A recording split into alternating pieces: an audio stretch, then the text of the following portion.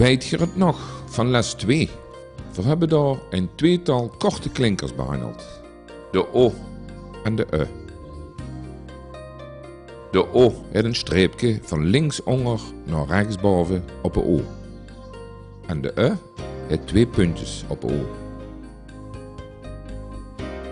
Kijk eens naar de volgende zin en probeer de plaats van de puntjes zelf in te vullen. We hebben daar staan buiken onder de boom. Heb je dat ook zo? Heel goed. Dan begint je het al te leren. Je ziet wel, het is niet echt lastig. En dan nu les 3. Hierin behandelen we weer een lange klinker, de E van Geer, en de korte klinker, de E van vis. Eerst maar eens de E. Alle woorden met de klank E schrijven we met A plus E. Bij de E heb je weer dezelfde regel als bij de O. De A staat weer voorop. Ook hier geldt de ezelsbrug. De A staat ook in het alfabet voorop. Een paar woorden met E. Geweer.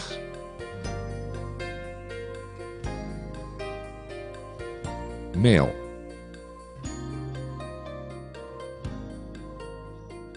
Merel.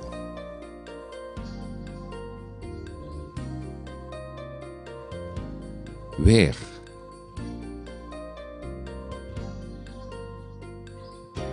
Paard.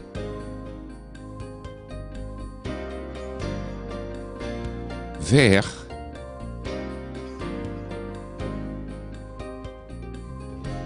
Ver. Hoort je het verschil tussen ver en ver?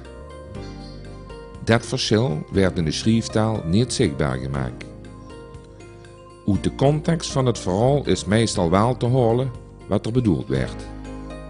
Je ziet het wel, er zijn veel woorden met de E erin. Dan nu de E. De E van vis komt alleen maar in het Limburgs voor. Het Nederlands en het Duits kennen deze klank niet.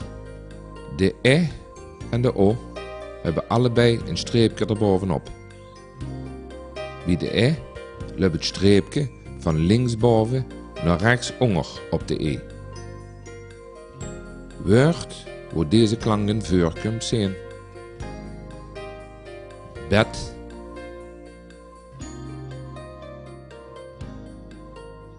vet,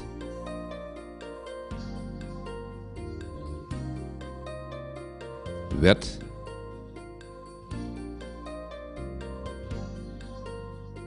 vis,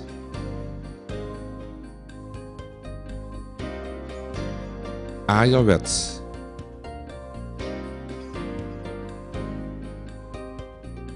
wessem,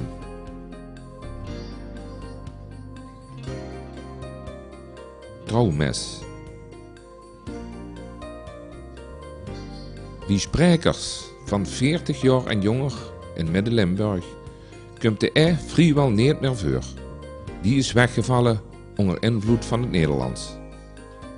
Zo, nu heb je er weer een paar klinkers erbij, zodat je ermee kunt oefenen.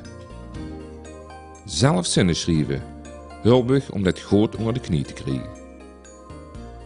De volgende keer gaat het over de 2 klanken: ie, oe en uwe. Dat is speciaal gaat voor de mensen die bezels en ruivers spreken. Je kijkt dan toch ook weer